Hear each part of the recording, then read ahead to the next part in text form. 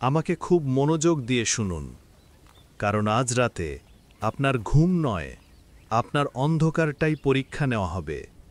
যে দরজাটাকে আপনি বছরের পর বছর সামান্য গুরুত্ব দেননি, সেটার ভেতর কেউ আছে, কেউ বা কিছু। আর অদ্ভুত ব্যাপার হলো, ওটা শুধু তখনই নড়ে যখন আপনি চোখ বন্ধ করেন। আপনারা যারা এখন বিছানায় শুয়ে শুনছেন, মনে রাখবেন, আজকের গল্পটা আপনার ঘরের অন্ধকারকে বদলে দেবে। কারণ নিষিদ্ধ সেই দরজার আড়ালে তারা জেগে উঠেছে এবং তারা অপেক্ষা করছে আপনার চোখ বন্ধ হওয়ার জন্য। পর্ব ১। মায়া নতুন ফ্ল্যাটে ঢোকার দিনটিকে খুব সাধারণভাবে কল্পনা করেছিল। কয়েকটা কার্টন, পুরনো সোফা, রান্নাঘরের হাঁড়ি পাতিল আর নিজের ছোট বুক শেলফ, এগুলোই ছিল তার পৃথিবী। শহরের ব্যস্ততা থেকে সামান্য দূরের এই পুরনো অ্যাপার্টমেন্ট বিল্ডিংটা তাকে নিরাপত্তার অনুভূতি দিত। কিন্তু সে জানত না, এই অনুভূতি মাত্র প্রথম বিকেল পর্যন্তই টিকবে।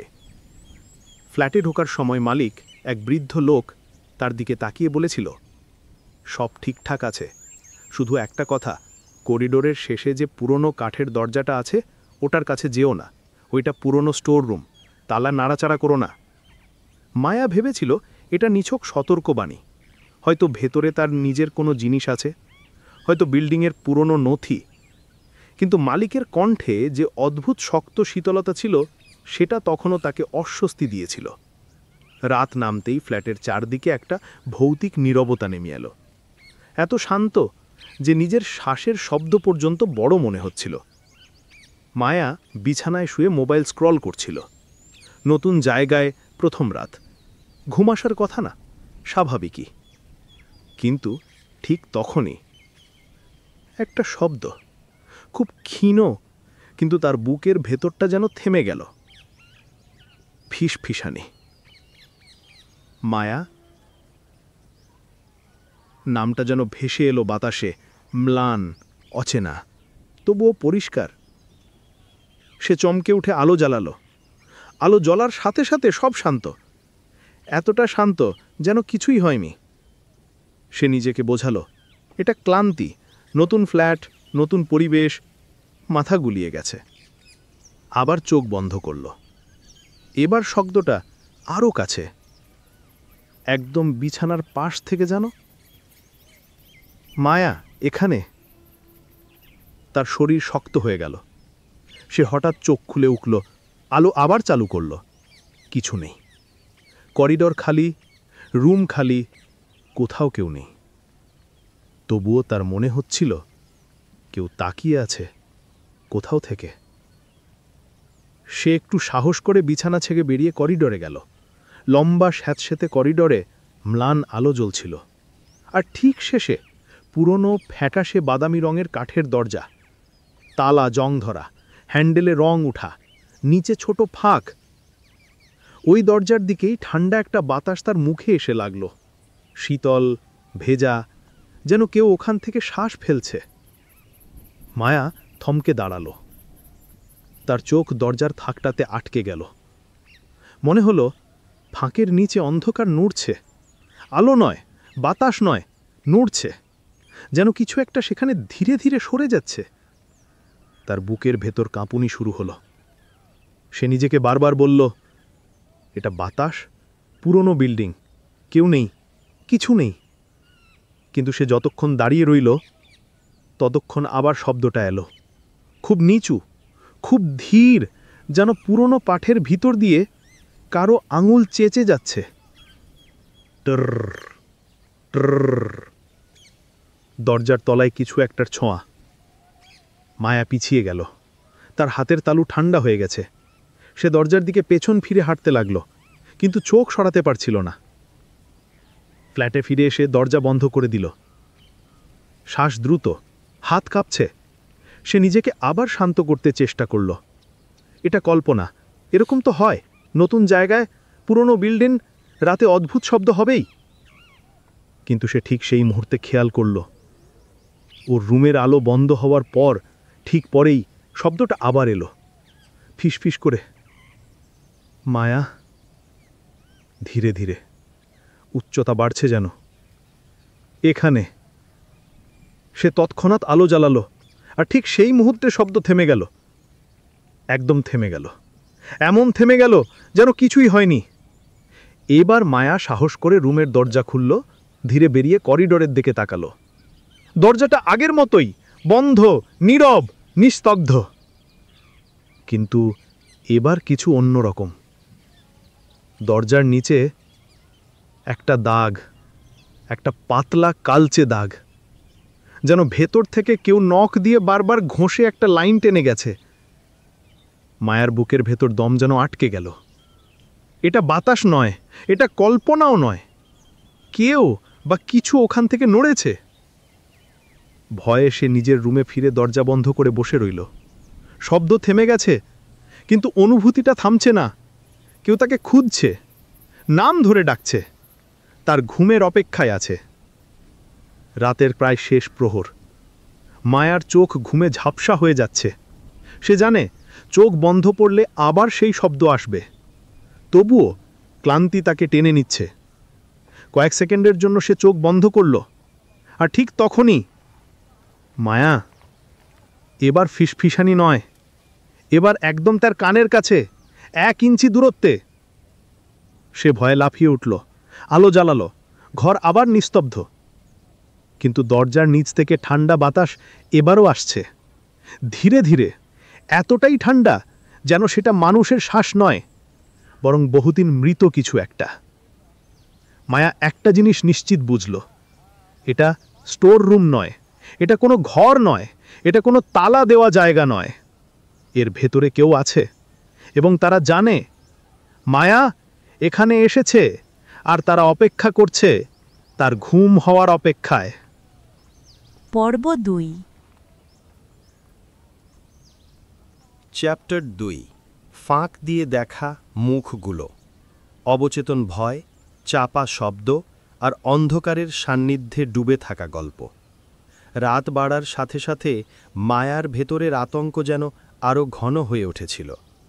প্রথম রাতে যে ফিসফিসানি শুনেছিল সেগুলো আর দুর্বল নয়, আর ছায়ার নিচে যে নড়াচড়া দেখেছিল তা এখন স্পষ্টতই ইচ্ছাকৃত। মায়ার মনে হচ্ছিল ওরা কিছু চাইছে, আর সেই চাইটা কেবল ডাক নয়, টান।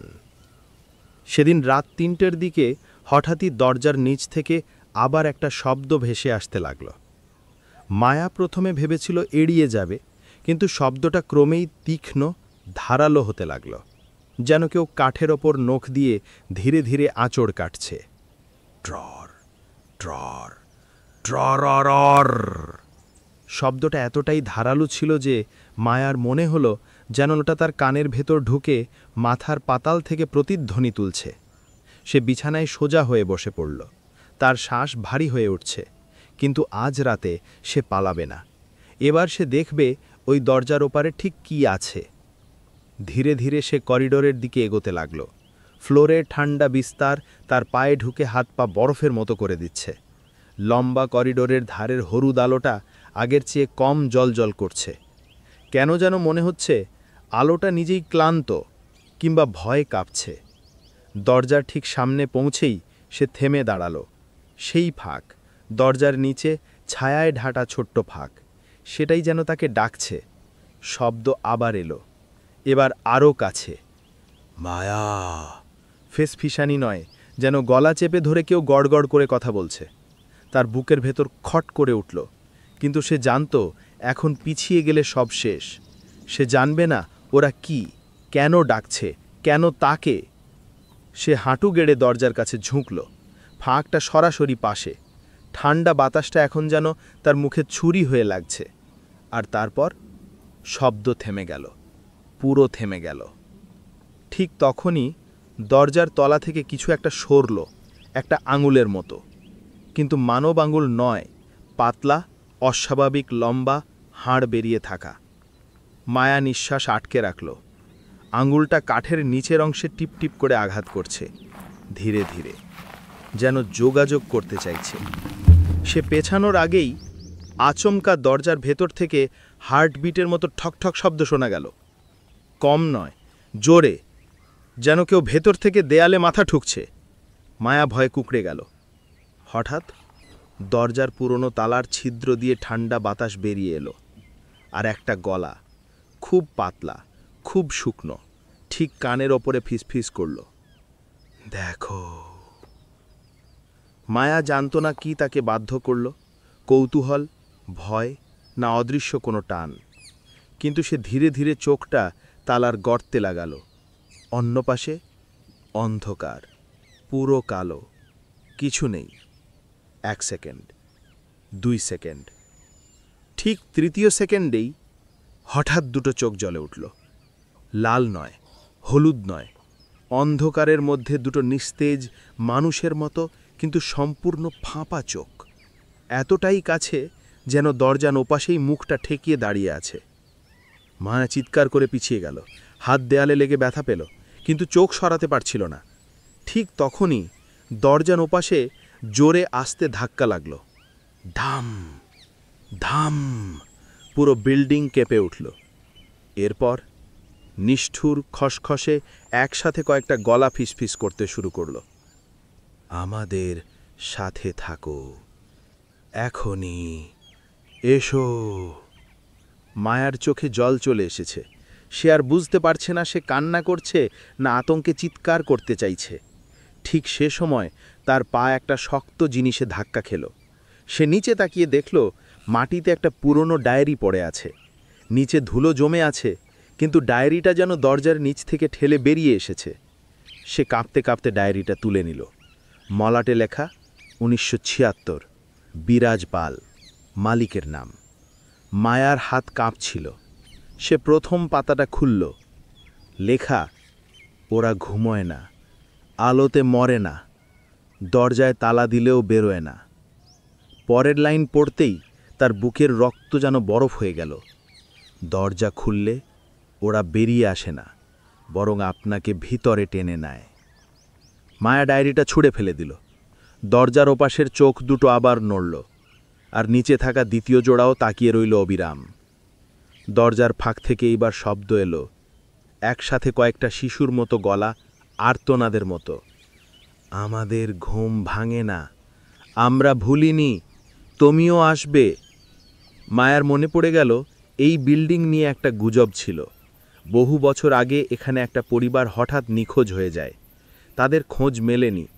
কেউ বলেছিল তারা চলে গেছে, কেউ বলেছিল দুর্ঘটনা, কিন্তু এখন মায়া অনুভব করল ওরা মারা যায়নি। ওদের দেহ হয়তো নেই, কিন্তু উপস্থিতি আছে, আর স্মৃতি, সেটা কোনোভাবেই মুছে যায়নি। ফিসফিসানি বাড়ছে। এখন দরজার কাঠ কাঁপছে, ফাঁকটা বাড়ছে, হাওয়া আরও ঠান্ডা, আরও গভীর, যেন বরফের মতো। আমাদের সাথে থাকো, চোখ বন্ধ করো, অপেক্ষা শেষ হোক। মায়া আর দাঁড়িয়ে থাকতে পারল না। সে পেছন ফিরে দৌড় দিল নিজের রুমে।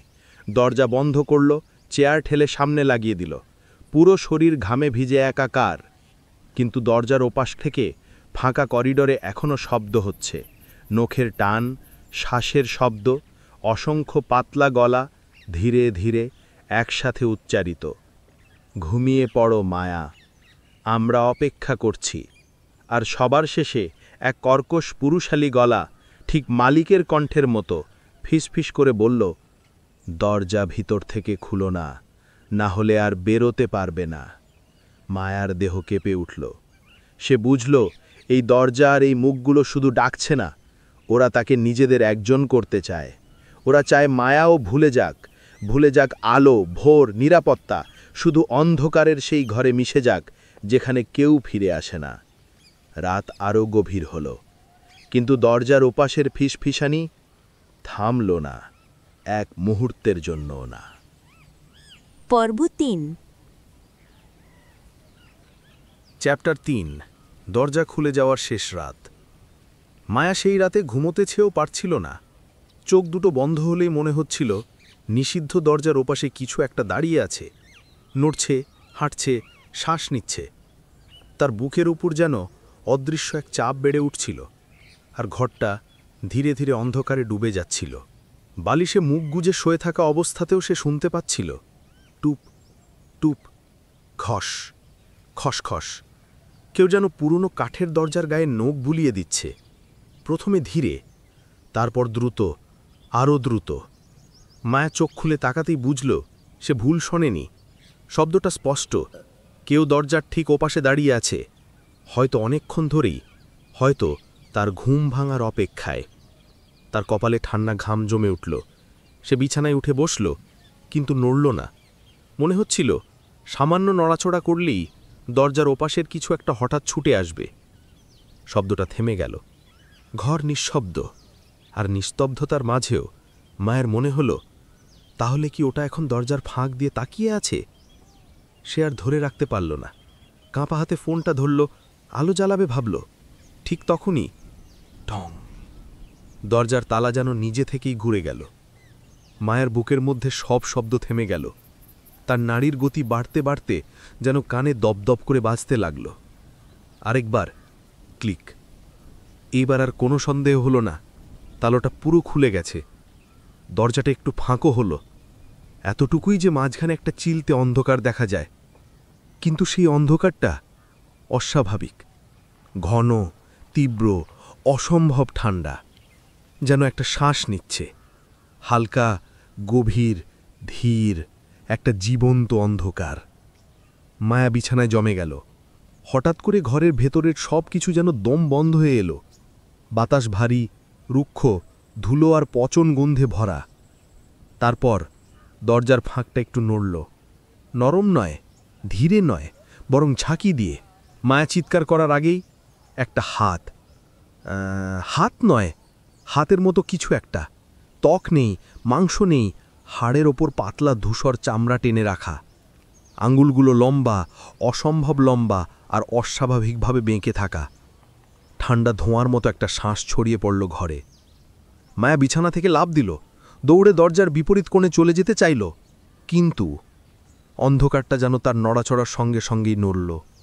দরজার ফাঁক থেকে বেরোনো হাতটার পেছনে আরও কিছু যেন নড়াচড়া করছে, নরম, পিচ্ছিল, কাঁপা শ্বাস। মায়া টের পেল, ওরা শুধু একজন নয়, ওরা অনেক। হঠাৎ ঢেং করে অ্যাপার্টমেন্টের সব আলো নিভে গেল। একটি ক্ষীণ, তীক্ষ্ণ গন্ধ ছড়িয়ে পড়ল, লোহা আর রক্তের গন্ধ। চোখ অভ্যস্ত হতে নাতেই সে দেখল ঘরটা পুরো কালো, কিন্তু নিষিদ্ধ দরজার ভেতর থেকে লাল রঙের এক দবদবে আলো বেরোচ্ছে। লাল আলোটা যেন ধুকধুক করছে, একটা হৃৎস্পন্দনের মতো, জীবন্ত, বেঁচে থাকা, অপেক্ষমান। মায়া দম নিতে পারছিল না। সে দেওয়ালের দিকে হাত বাড়ালো, পালানোর পথ খুঁজল, কিন্তু অন্ধকার যেন তাকে অনুসরণ করছে। যেদিকে সে সরছে, ওই দবদবে লাল আলোটাও সেদিকে টেনে আনছে। আর তারপর ফিসফিসি, আবার আরও কাছ থেকে, আরও স্পষ্টভাবে, এসো, তোমার জায়গা, সময় হয়ে গেছে। মায়ের চোখ ছলছল করছিল। সে জানত না সে কাঁদছে কিনা, কারণ চোখে জল ছিল না, শুধু একটা উত্তপ্ত দহন আর চাপ। তার বুকের গভীরে সে হঠাৎ বুঝল, ওরা তাকে ডাকছে না, ওরা কখনোই তাকে ডাকেনি। ওরা অপেক্ষা করছিল তার জায়গাটার জন্য। হাতটা পুরো ফাঁক দিয়ে বেরোলো, তারপর আরেকটা, তারপর আরেকটা, তারপর আরও। অন্ধকারের ভেতর থেকে ছায়াগুলো মায়ের দিকে এগোতে লাগল। হাঁটা নয়, বরং ভেসে আসা, শব্দহীন, চোখহীন, তবুও সরাসরি তার দিকে তাকিয়ে। মায়া দৌড় দিল, কিচেনের দিকে ছুটল, ফোন খুঁজল, আলো খুঁজল, কিন্তু যতই দৌড়াক অ্যাপার্টমেন্টটা যেন লম্বা হয়ে যাচ্ছে। করিডোরটা বাড়ছে, দেওয়ালগুলো সরছে, সব কিছু বদলে যাচ্ছে। এখন মনে হচ্ছিল মায়া আর তার নিজের অ্যাপার্টমেন্টে নেই। হঠাৎ তার পায়ের নিচে কিছু একটা নরম, আঠালো। সে নিচে তাকালো, কালো, ঘন, যেন কারুর চুল, মেঝের উপর ছড়ানো, আর সেই চুলের গভীর থেকে বহু হাত বেরিয়ে আসছে। মায়া হুঁশিন চিৎকার করল, কিন্তু শব্দ বেরোল না। তার গলা যেন বন্ধ হয়ে গেছে, অদৃশ্য কিছু তার কণ্ঠ চেপে ধরেছে। দবদবে লাল আলোটা এখন চারিদিকে ছড়িয়ে পড়ছে। ঘরটা পুরো রঙিন, রক্তে লাল, আর ওই দরজার ভেতর থেকে আসো ছায়াগুলো এখন তাকে ঘিরে ফেলেছে। তারপর সব শব্দ একসঙ্গে থেমে গেল। একটি নিস্তব্ধতা, ঠিক ঝড়ের চোখের মতো, গভীর, প্রশান্ত, ভয়ঙ্কর। মায়া বুঝতে পারল, ওরা তাকে ভয় দেখাতে ডাকেনি, ওরা ডাকছিল তার জায়গাটা খালি ছিল বলে। কেউ একজন বেরিয়েছে এবং এখন একজনকে ঢুকতে হবে। শেষ আলোটাও নিভে গেল। লাল দরজাটা পুরো খুলে গেল। এবার আর কোনো হাত নয়, বরং পুরো অন্ধকারই এগিয়ে এলো, ধীরে, নিশ্চুপ, একটা ঢেউয়ের মতো। মায়া চেষ্টা করল একটা শেষ চিৎকার দিতে, কিন্তু তার নিজের কণ্ঠ কোথায় যেন হারিয়ে গেল। অন্ধকার তাকে স্পর্শ করল, ঠান্ডা, ঘন, ভারী। তারপর নীরবতা। দরজাটা আবার ধীরে ধীরে বন্ধ হল। ক্লিক। আবার তালা লাগল। আর অ্যাপার্টমেন্টের সব আগের মতো শান্ত হয়ে গেল, পুরোপুরি নিস্তব্ধ। পরের দিন সকালে কেউ মায়াকে আর দেখতে পেল না। তার ফোন, তার কাপড়, তার চশমা সবই ঠিকঠাক আছে, শুধু একটা জিনিস নেই, মায়া। মানুষ বলে, কি সে অদৃশ্য হয়ে গেল, নাকি দরজার ভেতরের ওদের আরেকটা ছায়ায় পরিণত হল? কেউ তা জানে না, কারণ দরজাটা সেই রাত থেকেই আর কখনো খোলেনি। কিন্তু মাঝে মধ্যে, গভীর রাতে, একটু নড়াচড়ার শব্দ শোনা যায়। মনে হয় অন্য কেউ আজ ওখানে ভেতরে ফিসফিস করছে, আর একজনের জায়গা নেওয়ার অপেক্ষায়।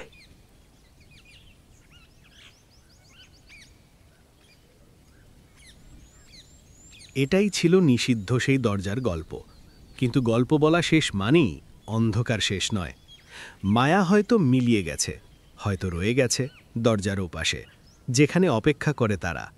মনে রাখবেন, অন্ধকার কখনো ফাঁকা থাকে না, ফিসফিসানি কখনো অকারণে শোনা যায় না। একটি দরজা যদি আপনাকে ডাকে, ওটা দরজা নয়, কোনো উপস্থিতি। আর কোনো উপস্থিতি যদি আপনার চোখ বন্ধ করার জন্য অপেক্ষা করে, তবে সে আপনাকে দেখছে, ঠিক এখনই। হ্যাঁ, আপনি যে আলো নিভিয়ে ঘুমোতে যাচ্ছেন, ওই একই আলো নিভলেই তারাও নড়ে ওঠে।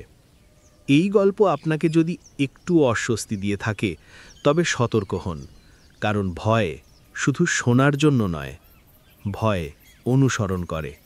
এখন আপনার কাজ খুব সহজ। আজ রাতে যখন ঘুমোতে যাবেন, তাকান আপনার ভরের সেই একাকী দরজাটার দিকে। জিজ্ঞেস করুন নিজেকে, ওটা কি সত্যিই ফাঁকা, নাকি তারাও জেগে আছে আপনার চোখ বন্ধ হওয়ার অপেক্ষায়?